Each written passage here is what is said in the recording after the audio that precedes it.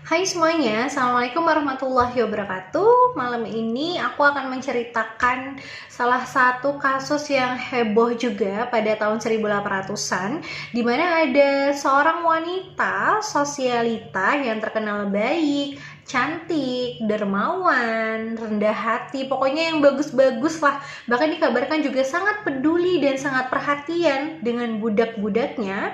Ternyata menyimpan sisi gelap yang tidak dapat dipercaya banyak orang. Buat kalian yang ingin tahu kisah lengkapnya, langsung aja kita mulai ceritanya.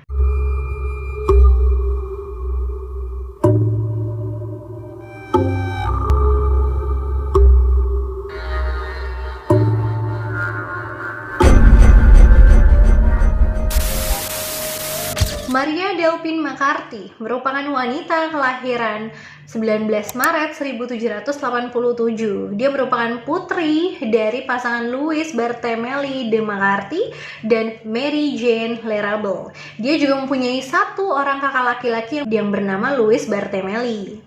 Nah, ketika tahun 1800, tepatnya pada usia Maria yang ke-13 tahun, Maria ini dijodohkan oleh ayah ibunya dengan laki-laki yang bernama Don Ramon de Lopez y Angelo. Mulai dari sini kita manggilnya masih Maria ya, karena nama Madame Lalaurie sendiri itu mulai disematkan kepadanya ketika dia menikah dengan suami ketiganya. Di pernikahan ini, Maria dikaruniai satu orang anak. Nah, aku lupa bilang bahwa suami pertama si Maria ini merupakan perwira tinggi kerajaan Spanyol. Jadi bukan yang kaleng-kaleng suaminya, ya kan?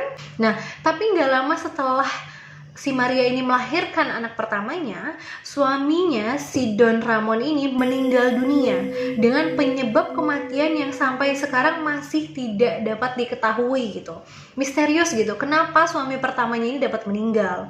Udah, sepeninggal suaminya ini, Maria tuh sepertinya tidak kuat ya untuk hidup sendiri. Berapa tahun setelahnya, dia memutuskan untuk menikah dengan seorang bankir, pengusaha, pedagang, dan legislatif terkemuka di New Orleans bernama John Blanc. Dan di dalam pernikahan ini, dia dikaruniai 4 orang anak, 3 anak perempuan, dan 1 anak laki-laki. Ketika dia menikah nih dengan si John Blanc ini, suami keduanya ini, mereka pindah ke 409 Royal Street ataupun yang lebih dikenal dengan Villa Blanc. Nah, tapi setelah anak keempat mereka lahir, gak berapa lama kemudian suami kedua dari Maria ini juga meninggal dunia dengan penyebab yang masih misterius sama seperti suami pertama tadi. Jadi ya udah, penyebab kematian itu gak diketahui sama sekali gitu loh. Udah kan, udah gitu. Udah nih dia hiduplah berenam deng sama anak-anaknya yang tadi kan. Tapi mungkin karena dia itu nggak cukup ya hidup dengan harta yang udah banyak doang, tapi dia juga butuh nih sosok yang ngayomin dia, ngomong dia mungkin ya kan, atau yang bantu dia ngurusin, jagain anak-anaknya. Akhirnya pada tahun 1825 dia memutuskan untuk menikah lagi dengan seorang dokter yang bernama Dr. Leonard Louis Nicholas Lalaurie. Mulai dari sinilah nama Madame Lalaurie itu disematkan kepada Maria, dan dari sini mulai juga nih kita manggilnya sebagai sebutan Madame Lalaurie atau Madame aja deh kalau kepanjangan ya kan. Nah, tapi nih ya, yang uniknya adalah Madame Lalaurie ini dengan suami ketiganya ini, Dr. Lalaurie ini, itu beda 20 tahun. Jadi Madame Lalaurie ini jauh lebih tua 20 tahun daripada suaminya. Madame Lalaurie ternyata suka berondong ya, say. Hiduplah mereka pindah ke 1140 Royal Street, rumah yang 3 lantai, lebih gedong, lebih mewah lagi. Bahkan katanya rumah Madame Lalaurie itu merupakan bangunan tertinggi yang ada di New Orleans pada tahun 1800 itu. Udah kebayang dong sekaya apa keluarga Madame Lalaurie ini ya kan? Sebangsawan apa keluarga mereka? Ya iyalah, keluarganya Lalaurie ini gak main-main loh. Sepupunya ada yang jadi wali kota New Orleans, keluarganya ada yang jadi penjabat bank, segala macam. Pokoknya keluarganya itu kaum pejabat New Orleans gitu. Nah, Madame Lalaurie sendiri itu merupakan orang yang dihormati, disegani, dan dikagumi di New Orleans. Kenapa? Karena masyarakat di situ tuh tahu gitu loh, kalau Madame Lalaurie itu udah cantik, pinter, baik, terus suka kayak nyumbang-nyumbang kegiatan sosial, ngasih-ngasih masyarakat kayak ya rezeki lah gitulah, banyak berkontribusi di kota New Orleans itu. Makanya orang banyak yang berpikiran bahwa betapa apa ya, dermawan sekali gitu loh, kagum gitu sama sosok Madame LaLaurie ini. Tapi tiba-tiba aja nih muncullah desas-desus yang sangat tidak enak didengar di New Orleans. Ada segelintir masyarakat yang mengatakan bahwa Madame LaLaurie itu tidak sebaik yang kita lihat kok. Itu hanya pencitraan, itu hanya untuk kita nih kagum sama dia doang. Dia itu aslinya tuh nggak kayak gitu kok. Bahkan dia itu juga didengar menyiksa budak-budaknya, kata segelintir masyarakat ini. Tapi 80% atau banyak yang nggak percaya lah sama omongan-omongan kabar-kabar burung gitu kan. Karena kan yang dilihat mereka kan enggak Madame LaLaurie masih sering nyumbang, masih sering bantuin ini, bantuin itu. Ya akhirnya desas-desus atau kabar burung itu menghilang begitu aja. Sampai pada beberapa bulan setelah kabar itu berhembus, ada nih salah satu budak Madame LaLaurie yang bernama Lea itu jatuh dari balkon lantai 3 ke bawah dan meninggal di tempat. Akibat kejadian itu mulai banyak nih keraguan masyarakat, apa-apa jangan-jangan bener ya yang katanya kemarin itu Madame LaLaurie itu nggak seperti yang dilihatin sama kita ya gitu tuh. Nah, itu kenapa si budaknya itu, si Lea itu bisa jatuh dari balkon lantai 3? Pasti ada ceritanya dong dia bisa kayak gitu, ya kan? Jadi ceritanya itu, si Lea ini budaknya Madame LaLaurie. Ya tadi kan aku udah ngomong ya. Budak Madame LaLaurie, umurnya itu 12 tahun, baru 12 tahun loh, berarti masih kecil. SMP ya? Enggak. SMP kan? SMP bener kan SMP? Terus udah nih, ya kan, dipanggil lah sama Madame LaLaurie waktu itu. Lea, tolong sisirin rambut saya, gitu kali, ya kan, gitu kali. Nah ya udah nih, si Lea ini nyisirin lah rambutnya Madame LaLaurie, ya kan. Tapi namanya rambut ya, mau disisir sesering mungkin juga tetap aja ada yang kusut, ya kan. Nah jadi waktu si Lea ini lagi nyisir, tiba-tiba nyangkut gitu tuh, kayak nyangkut gitu sisirnya, dan kecetak kayak kepalanya si Madame LaLaurie itu tiba-tiba kayak ketarik gitu, kayak tiba-tiba kan kaget lah Madame LaLaurie ini. Terus dia nggak terima kan, marah banget dia sama si Lea ini, ngamuk udah kayak udah ini kayak orang kesetanan gitu si Madame LaLaurie-nya sama si Lea ini.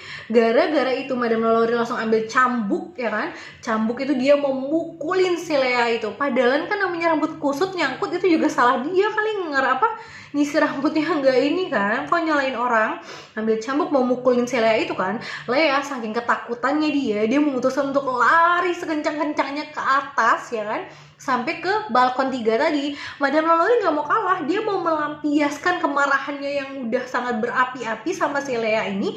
Dikejarnya inilah si Lea ini ke lantai atas, sampai akhirnya Lea itu posisinya terpojok di balkon 3 itu, dan saking gemeteran kali ya, ketakutan banget mau disiksa sama Madame LaLaurie ini, Lea ini terpeleset dan akhirnya jatuh ke bawah dan meninggal dunia.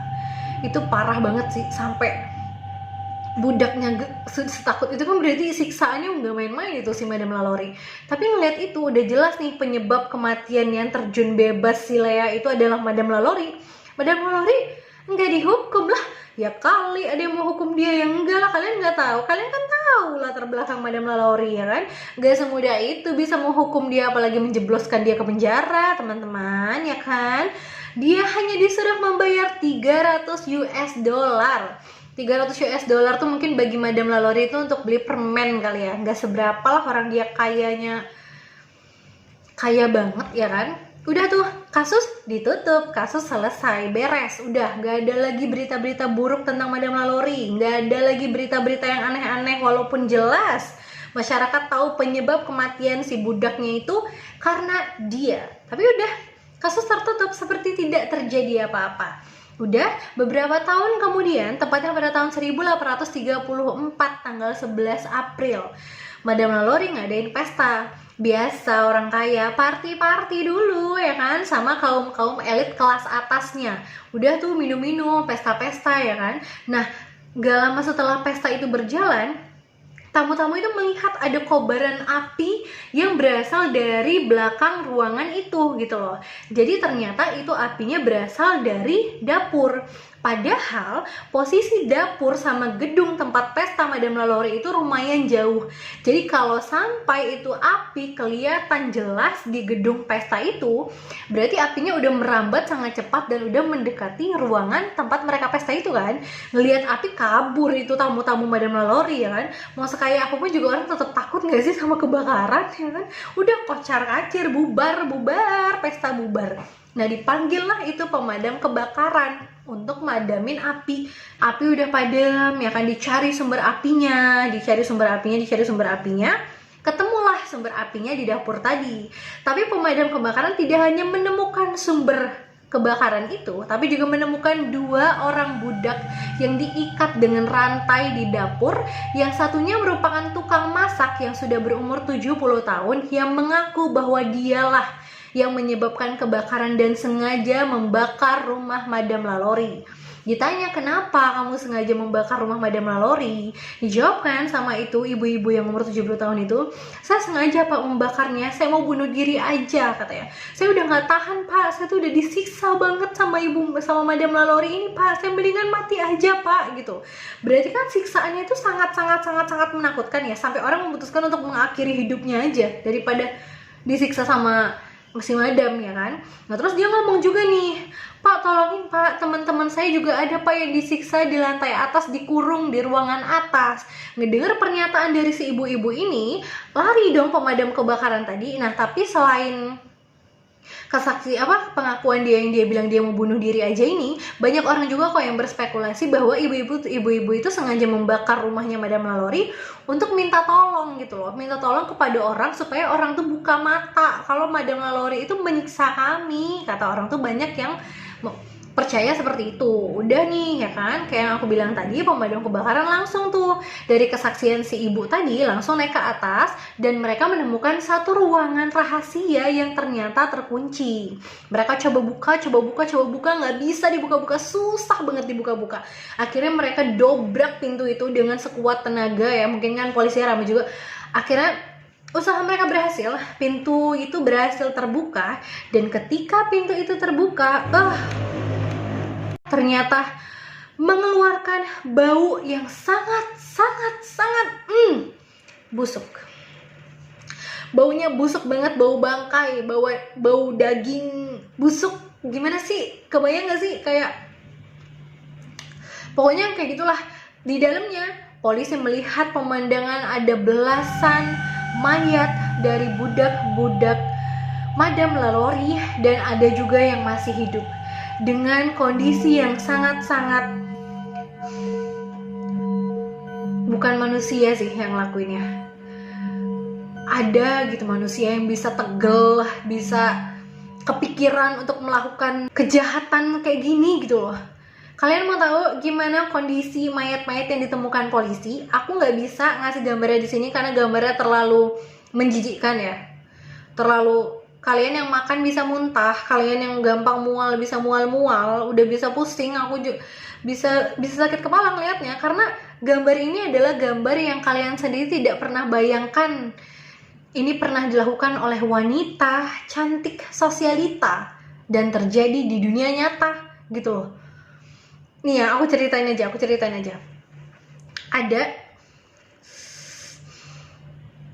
Ada mayat yang kepalanya itu udah bolong atasnya. Gak tahu deh dibolonginnya pakai apa juga, aku nggak tahu. Terus kalian tahu di bolongannya itu dimasukin apa? Dimasukin sendok kayu. Sendok kayu itu katanya digunain untuk ngaduk-ngaduk otak si mayat itu. Kayak udah mual, udah kayak ngebayangin gitu loh. Ada wanita sekejam itu tuh ada ya ternyata di dunia ini. Aku nggak habis pikir gitu loh, kayak ada nggak sih yang lebih kejam dari Madame Lalaurie gitu? Ada nggak sih yang punya fantasi dan imajinasi yang sangat gila kayak dia ini ya kan? Terus ada lagi kalian tahu usus kan? Jadi kan mayatnya tuh banyak tuh. Nah mayatnya itu rata-rata perutnya udah kebuka gitu katanya. Nah perutnya kebuka itu ususnya diambil sayang. Ususnya itu kan panjang ya. Terus usus-usus yang udah diambilin itu kan panjang tuh, satu orang aja ususnya panjang-panjang, dililitin ke satu mayat. Jadi misalnya ini mayat nih. satu mayat badan. Nah, dililitin sama sosis nih, dililitinnya penuh. Kalian pernah ini gak sih beli sosis-sosisan tuh? Kok jadi makanan sih? Ya pokoknya dililit pakai mie gitu. Nah gitu tuh, kebayang gak? Jijik sih ya, tapi kebayangkan kalau dikasih ini ya, tuh kebayangkan. Terus ada lagi, tenang aja masih ada. Ada juga wanita laba-laba atau wanita kepiting. Pokoknya ya itulah wanita kepiting atau wanita laba-laba. Kenapa disebut kayak gitu? Karena nih wanita ya, amit-amit ya Allah, amit-amit. Contoh nih. Ini badan ya kan, tangan nih kan, tangan kita kan ada dua nih normalnya ya, dua kan, gak mau nambah ya, jangan kan, tuh ada dua tangan ya kan, terus dipasang lagi nih sama Madam Lalaurie, diambil lah tangan-tangan dari mayat-mayat yang lain, diambilin nama dia, dipasangin ke badan satu orang lagi.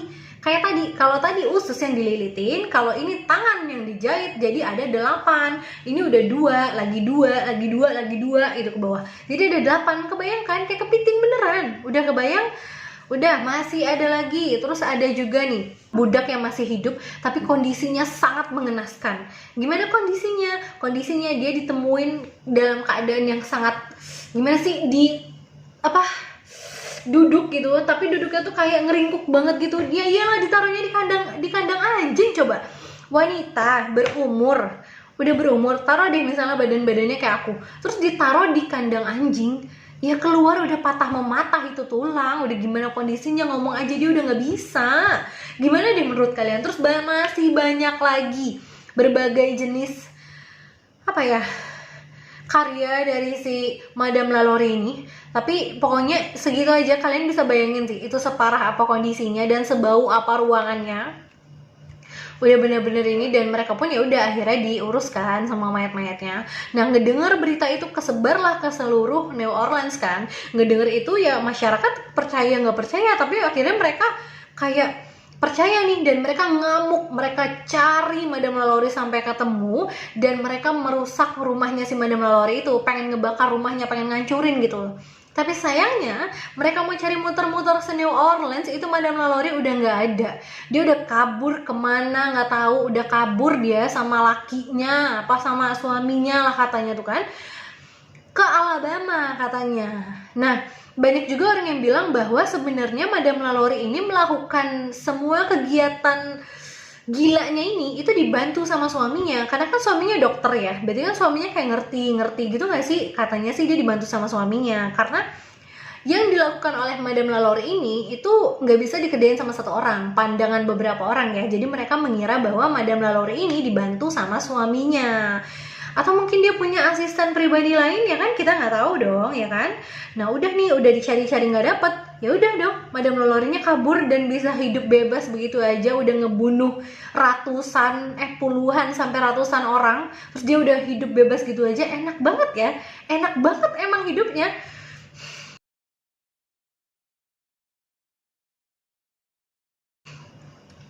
Ya ampun. Terus ya, berapa tahun setelah kejadian itu, rumah itu ya jadi rumah hantu, jadi rumah horor. Rumah yang tadinya megah, bagus, mewah ya kan, diisi oleh keluarga terpandang, tiba-tiba berubah menjadi rumah angker, rumah horor, dan rumah yang dipercaya memiliki beberapa mitos-mitos di dalamnya. Bahkan ya, masyarakat New Orleans itu percaya bahwa ada mitos nih, kalau kalian gak mau sial, jangan pernah lewati sudut ataupun sisi rumah dari Madam Lalaurie. Tapi enggak kok, ada kok orang yang memutuskan untuk membeli rumah Madam Lalaurie itu. Dia merupakan imigran dari Italia, tapi bener aja, baru 2 minggu dia di sana, dia udah kabur, udah ngejual rumahnya. Dia nggak kuat karena gangguan dari nggak tahu deh dari mana. Pokoknya dia ngerasa dia diganggu di rumah itu, dia nggak bisa hidup dan nggak bisa tenang di rumah Madam Lalaurie itu. Dia jual rumahnya, kabur. Nah, berbelas-belas tahun setelah rumah itu dijual sama imigran Itali, rumah Madam Lalaurie ini dibangunlah sekolah, diisilah oleh anak-anak SD gitu kan, anak-anak dari kulit putih, kulit hitam, sekolahlah di sana. Sampai pada suatu hari ada anak kecil nih, perempuan, ngedatengin gurunya nangis-nangis. Bu, tolong bu, tangan saya dicakar bu. Gurunya nanya, dicakar siapa nak? Bisa berdarah, jadi kayak tangannya tuh kayak ada goresan cakaran gitu, emang kayak cakaran baru gitu dan berdarah kan. Terus anak kecilnya bilang, tadi saya ketemu sama wanita, Bu. Wanitanya berpakaian seperti madam-madam katanya. Terus dia langsung teriakin saya dan dia langsung cakar badan saya, Bu, sampai kayak gini. Terus guru-gurunya itu lihat-lihatan kan, dan mereka percaya sama cerita anak kecil itu karena anak kecil itu nggak bohong. Kenapa? Itu kan udah belasan tahun. Anak kecil itu nggak tahu sama sekali tentang latar belakang rumah Madam Lalaurie dan kisah misterius di dalamnya. Bahkan kasus pembunuhan yang dilakukan oleh Madam Lalaurie pun itu banyak yang nggak tahu gitu loh di tahun itu. Makanya kalau anak itu bisa ngaku dia ketemu hantu madam-madam, ya guru-gurunya percaya, ya kan. Terus ada juga nih orang, akhirnya sekolahnya ditutup tuh, ya kan. Ada juga orang yang menyewa di sana. Terus tiba-tiba bapak-bapak itu meninggal dunia tanpa sebab, tanpa apapun, dirampok juga enggak ada yang hilang, dan meninggal dalam keadaan yang sangat-sangat mengenaskan dan mengerikan. Tapi kata temannya si bapak yang tinggal di situ itu, bapak ini pernah bercerita kepada temannya bahwa dia diganggu oleh sesuatu dan pernah melihat sosok makhluk astral yang diborgol tangannya, dirantai gitu tangannya. Mungkin itu hantu budak-budak, salah satu budak Madam Lalaurie, ya nggak sih, ya kan? Nah tapi udah, pria itu meninggal dunia dalam keadaan yang mengerikan dan nggak tahu penyebabnya apa gitu loh. Nah dari situ rumah Madam Lalaurie pun kosong bertahun-tahun sampai pada akhirnya aktor Nicolas Cage, kalian tahu Nicolas Cage kan? Kalau nggak tahu fix kalian nggak punya TV, atau kalian nggak pernah nonton film barat nih kalau nggak tahu. Jadi artis Nicolas Cage ini memutuskan untuk membeli rumah Madam Lalaurie seharga 3,4 juta dolar. Ya segitu kalau nggak salah. Itu berapa rupiah? Nggak tahu, hitung sendiri aja. Aku males ngitung Itu sendiri aja ya, hitung sendiri ya. Udah kan, udah kayak gitu, dia tinggal selama berhari-hari di situ. Ya tetap dia nggak kuat juga karena terlalu banyak gangguan dan aura-aura yang nggak enak di rumah itu. Akhirnya Nicolas Cage memutuskan untuk meninggalkan rumah itu. Udah, dia jual rumah itu karena dia nggak kuat. Udah gitu. Dan akhirnya sekarang rumah Madam Lalaurie itu kosong dan dijadikan tempat wisata, kayak wisata uji nyali gitu, wisata kayak rumah angker gitu-gitu, kayak rumah hantu gitu-gitulah pokoknya. Udah segitu doang sih ceritanya sebenarnya. Enggak segitu doang sih sebenarnya. Ini udah cukup membuat aku pusing sampai ubun-ubun ya, dan aku sendiri nggak percaya sih ada wanita kayak gini, ada gila apa nih nyebut ya. Ternyata cantik, kaya, dan pintar itu tidak menjadi jaminan kita tidak melakukan kejahatan, ya nggak sih? Maksudnya makanya jangan nilai orang tuh dengan cepat gitu aja gitu loh. Kayak masyarakat kan terlalu cepat percaya kan dengan sampul ataupun reputasi yang dibentuk oleh Madam Lalaurie, padahal aslinya dia iblis ya kelakuannya ya. Ya udah segitu dulu videonya. Menurut kalian apakah Madam Lalaurie ini memang dari oroknya udah punya darah-darah psikopat, atau dia dibantu suaminya, atau dia dirasuki sesuatu sampai bisa berbuat seperti itu? Menurut kalian gimana? Kalian bisa komen di bawah ya. Terima kasih yang udah nonton video ini, terima kasih yang udah support aku sampai sekarang, dan jangan lupa dong subscribe channel aku ya, untuk supaya channel aku berkembang terus. Nyalain tombol notifikasinya supaya kalian gak pernah ketinggalan video terbaru dari channel aku, dan kritik dan sarannya di bawah video apa lagi nih yang sekiranya harus aku buat untuk selanjutnya. Ya udah segitu adalah. Dadah, terima kasih.